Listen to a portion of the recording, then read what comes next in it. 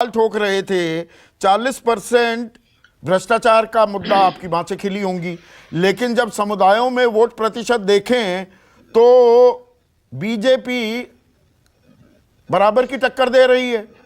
लिंगायत में वो आगे, बहुत आगे, अनुसूचित जनजाति में वो आगे, पिछड़े वर्ग में वो आगे आपसे, और वोकालिगा में भी फर्क 4% का है।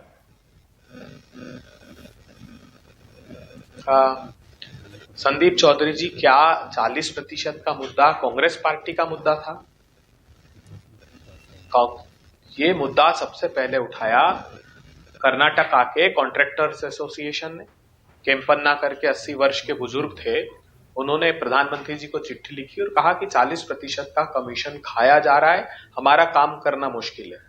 उस 80 साल के बुजुर्ग सहित उसकी पूरी जो कमेटी थी उसको जेल में ठूंस दिया इन लोगों ने। उसके बाद भारतीय जनता पार्टी का एक नेता था संतोष पाटिल, हिंदू वाहिनी का, उसने प्रधानमंत्री जी को चिट्ठी लिखी, कहा कि ईश्वरप्पा जिम्मेदार है, 40% का कमीशन खाया जा रहा है। उसने आत्महत्या कर ली। कर्नाटक के लोगों ने देखा कि प्रधानमंत्री जी ने किससे बात की, संतोष पाटिल के परिवार से नहीं की, उन्होंने बात की ईश्वरप्पा से कि मुझे चुनाव जिताना कर्नाटका में। 13,000 स्कूलों का संगठन है रूपसा, उसने प्रधानमंत्री जी को चिट्ठी लिखी। जो लिंगायत समाज की बात कर रहे हैं, डिंगलेश्वर महाराज बहुत बड़े संत हैं वहां, वो कैमरे के सामने आए और उन्होंने कहा कि हमारे मठ मंदिर 3,000 मठ मंदिर है, उनके अनुदान के लिए भारतीय जनता पार्टी 30% 40 की जगह 30% मांग रही थी। ये बातें आपने देखिए, अब तो चुनाव हो गए अबे दुबे, ये बातें आपने कई बार कही, फिर भी 68% लिंगायत बीजेपी के साथ जाते दिख रहे हैं। सुनिए ना। हाँ देखिए संदीप जी, ये आपका अनुमान देखिए, आपने बहुत तथ्यात्मक गलत बातें इस शो में मैं देख रहा था। आपने कहा कि ओल्ड मैसूर का जेडीएस को नुकसान अभी मुस्लिम पोलराइजेशन के कारण बता रहे हैं। अगर कर्नाटका को पढ़ने वाले लोग यहाँ हैं तो ये हम 2021 से कहते आ रहे हैं। उठाकर देखिए, एमएलसी के 6 चुनाव में से 4 जेडीएस हार गई, उसके ओल्ड मैसूर के गढ़ में, जो प्रमुख गढ़ उसके थे। कांग्रेस पार्टी जीती वहां। उस समय से इस बात का आभास लोगों को होने लगा था कि कांग्रेस पार्टी ने ओल्ड मैसूर में अच्छी पकड़ बनाई है। भारतीय जनता पार्टी हमेशा आपकी और जेडीएस के बीच फाइट होती थी। यहाँ पे विनोद शर्मा ये कह रहे हैं अबे दुबे कि आप लोगों को धन्यवाद देना चाहिए कि बजरंग बली के मुद्दे को इतना बड़ा बना दिया बीजेपी ने कि एक समुदाय आपके साथ आकर टिक गया। नहीं।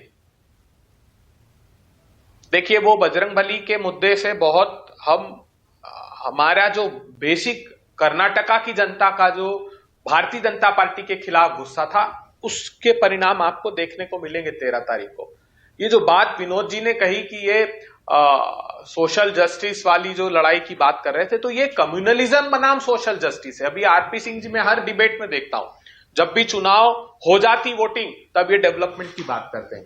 इनके नलील कटील ये भारतीय जनता पार्टी के प्रदेश अध्यक्ष हैं। आज की बात नहीं कर रहा हूं, 21-22 से कह रहे हैं, कार्यकर्ता को भाषण मौजूद है वहां। वो ये कह रहे हैं कि कार्यकर्ता साथियों, सीवेज पर, रोड पर चुनाव नहीं होगा, ये चुनाव लव जिहाद पर होगा। इन्होंने क्या दिया? जब ये करप्शन का बड़ा इशू बनने लगा तो इन्होंने कहा कि हम लव जिहाद पर बात करना चाहते हैं। इन्होंने कहा कि हम एनआरसी पर बात करना चाहते हैं। दूसरा मौके पर चौका नहीं लगाएगा। अगर आपकी जुबान फिसलेगी, आप जहरीला सांप कहेंगे या आप सवाल उठाएंगे इस तरह के, तो वो तो जवाब देंगे। यही तो राजनीति है। राजनीति में साम दाम दंड भेद वो तो इस्तेमाल होता है ना। आज की बात है क्या संदीप जी? ये आज की बात है क्या? हिजाब आज का मुद्दा है, लव जिहाद आज। ये 3 साल से 2-3 साल जब से वहां भ्रष्टाचार मुद्दा बना, तब से भारतीय जनता पार्टी ने ये रुख इख्तियार किया। समय रहते अगर प्रधानमंत्री जी इंटरवीन करते। अब बताइए, प्रधानमंत्री के चेहरे पर कर्नाटक का चुनाव लड़ा।